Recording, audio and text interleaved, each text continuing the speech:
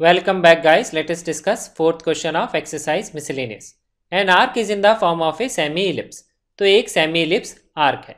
मैं आपको शो करता हूँ एक रियल लाइफ स्ट्रक्चर जो इस तरह की आर्क को रिप्रेजेंट करता है। तो यहाँ पे हम नोटिस करेंगे this is a semi ellipse arc और ये क्या है, ब्रिज का लोअर पोर्शन है और यहाँ पे ये एक रेलवे ट्रैक है। तो इस तरह का यहाँ पे एक आर्क है। तो मैं इस तरह का एक आर्क यहाँ पे पहले बना लेता हूँ। अब नेक्स्ट इन्फॉर्मेशन हमें क्वेश्चन में गिवन है the arc is 8 metre wide. Arc की विड्थ डिफाइन करता है ये जो लेंथ है यहाँ पे, नोटिस करिए this is the width of the arc. ये जो पर्टिकुलर पोर्शन है this is the straight portion, ठीक है। तो यही विड्थ ऑफ आर्क को रिप्रेजेंट करता है।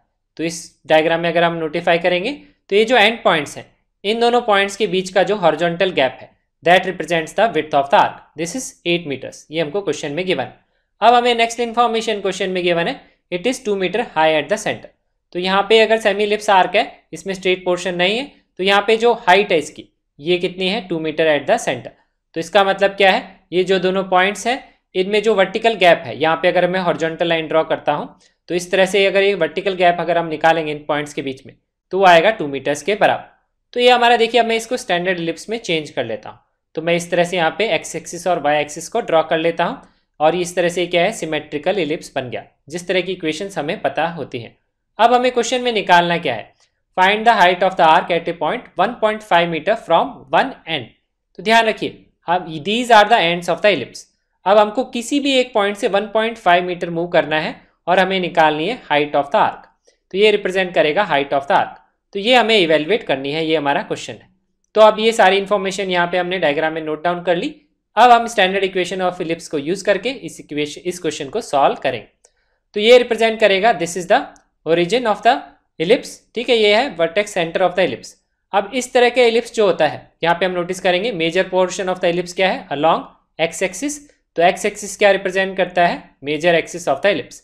और माइनर पोर्शन है अलोंग वाई एक्सिस, तो ये वाई एक्सिस रिप्रेजेंट करता है माइनर एक्सिस। तो इस तरह की इक्वेशन जो होती है इलिप्स की, जिसकी एक्स एक्सिस होती है मेजर एक्सिस, उसकी स्टैंडर्ड इक्वेशन होती है x square upon a square plus y square upon b square equal to 1। यहाँ पे जो ए की वैल्यू होती है बी से हमेशा क्या होती है, बड़ी होती है।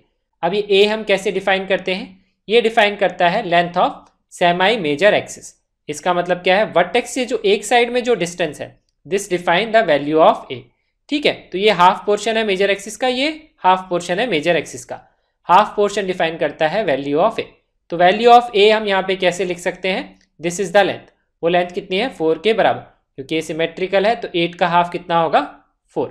तो ये हमने निकाल ली ए की वैल्यू। और बी डिफाइन करता है, ये है semi minor axis. Basically ellipse नीचे भी इस तरह से सेम फिगर होता है, लेकिन क्वेश्चन में हाफ ही इलिप्स गिवन है तो हमने हाफ इलिप्स बनाया। तो ये जो वैल्यू है ये रिप्रेजेंट करता है वैल्यू ऑफ बी। तो बी की वैल्यू यहाँ पे कितनी है, इक्वल टू 2।